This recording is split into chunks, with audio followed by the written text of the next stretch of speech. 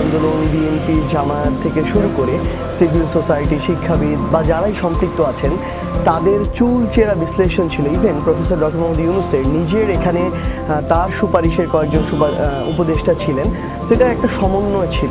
এই সমন্বয়ের ফলে এই উপদেষ্টা পরিষদ গঠিত হয়েছে।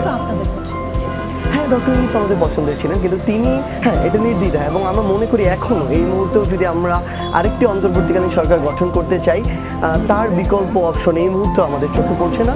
কিন্তু যেটা হয়েছে আসলে, এই যে উপদেষ্টা যে পরিষদ, এই পরিষদের অন্তত অর্ধেক মানুষকে আমরা তাদের কাছে যতটুকু প্রত্যাশা ছিল তাদের কাজের জায়গায় ততটুকু আমরা পাইনি। বরং গতানুগতিক একটা সময়ে একজন মন্ত্রী ওই মন্ত্রণালয়ে যতটুকু কাজ করেন, অনভিজ্ঞতার কারণে বলি, দূরদর্শিতা কিংবা সাহসিকতা, যে কোনো কারণেই হোক না কেন, তারা তাদের জায়গায় ওই গতিতেও এই কাজটুকু করতে পারেনি, বরং রুটিন ওয়ার্কটাও করেছেন, সেটাও স্লোলি।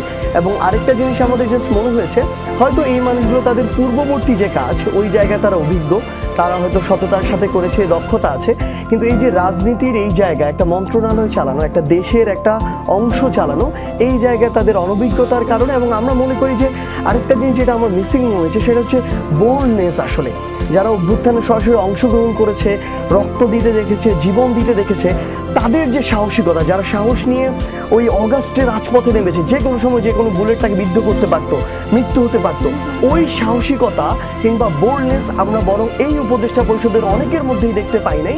যে কারণে স্থানীয় পর্যায়ে তাদের যে একটা কর্তৃত্ব, কন্ট্রোল অন্তর্বর্তীকালীন সরকারের, সেটা না থেকে বরং এটা বিভিন্ন রাজনৈতিক দলের কাছে চলে গিয়েছে, এবং তারা এটা তাদের মতো ইচ্ছা করে অপব্যবহার করছে এবং করেছে। কিন্তু